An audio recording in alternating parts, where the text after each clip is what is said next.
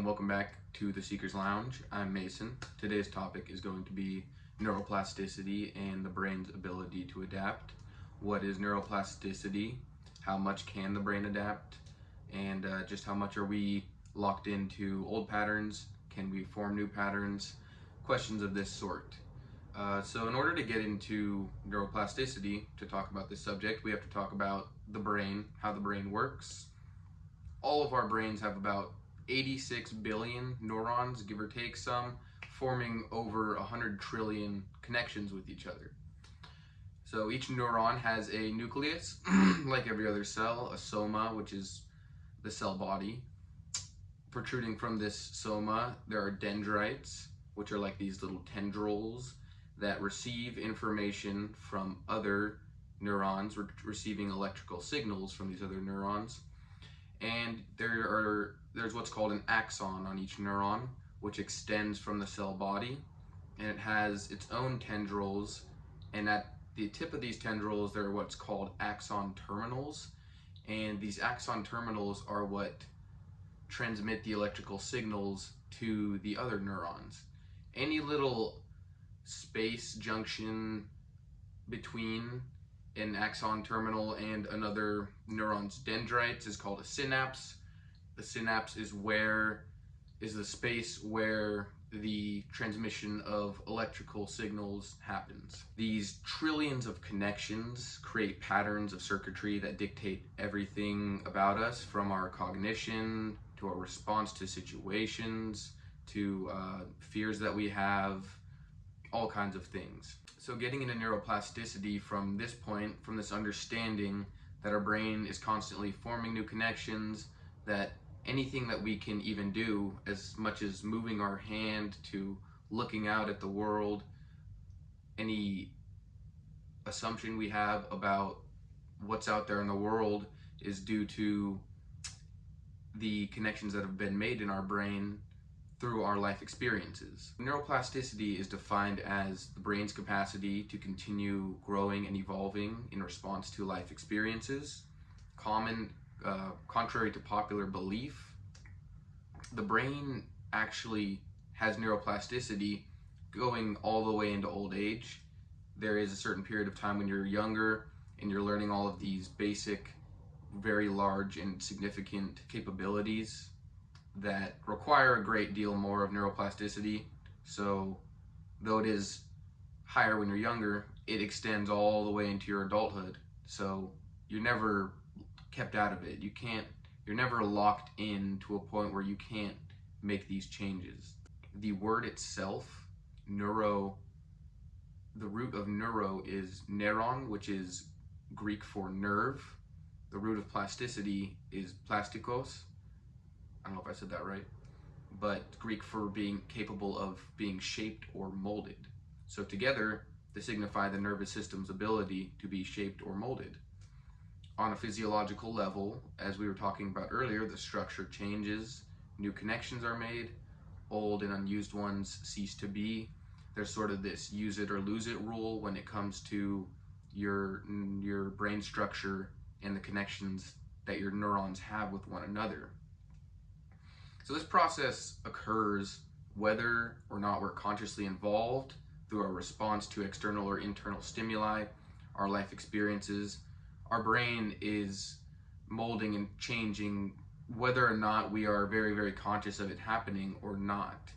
The thing is, if you are consciously involved with it, then you can decide how the molding happens. You can decide how the shaping of your brain happens, and in doing that, you could decide for it to be molded in a way that's going to support you, that's going to benefit you, that's going to enhance your capabilities and enhance your well-being. So think about it. The patterns of circuitry in your brain, they determine how you interact with the world, they determine how you perceive, how you're even capable of moving and walking. And if this circuitry can be changed, this circuitry through science, at this point it's just a clear given that it adapts and can be molded and changed over time. New connections can be made, old connections can be dropped.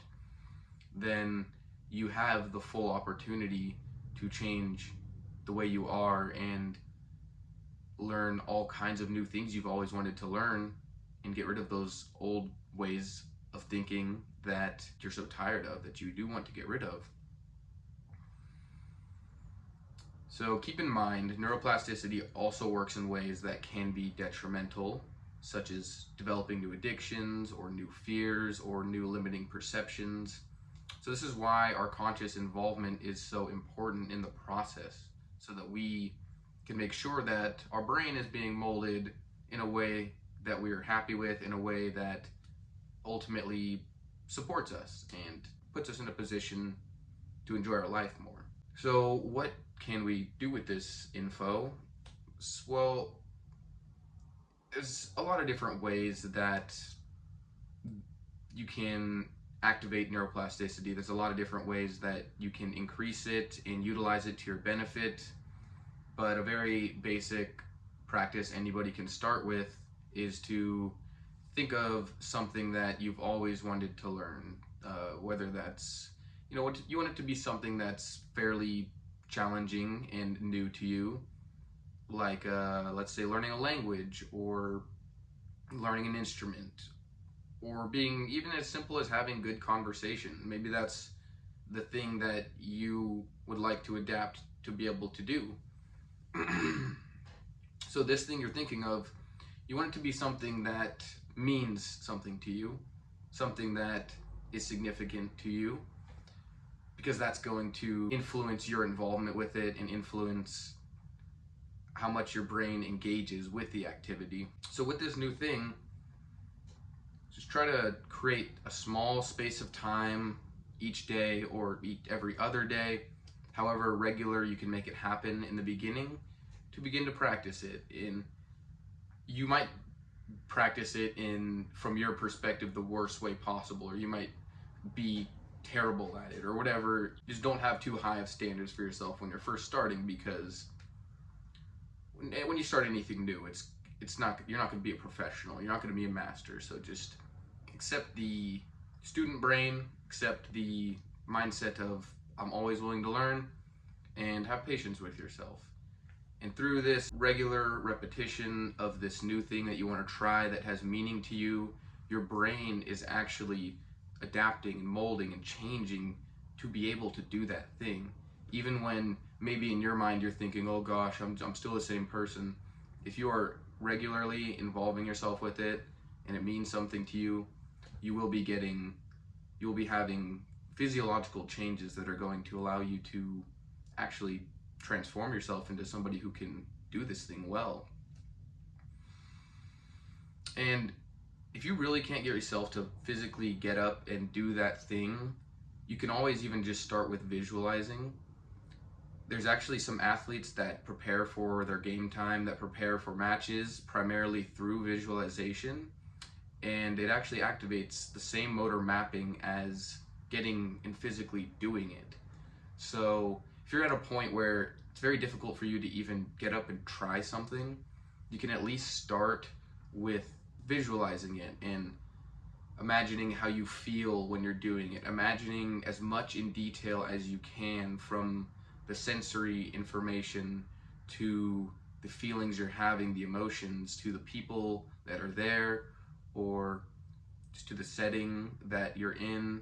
All of these things play an important role in activating those patterns that your brain needs to create in order for you to have the neuroplasticity that you're looking for. So that's going to be it for today, guys. If you have any perspective to share, if you have any practices that you would like to share, please leave them in the comments. I'm very curious, always trying to learn, always trying to mold this bad boy up here, and I hope you end up molding the brain that you want.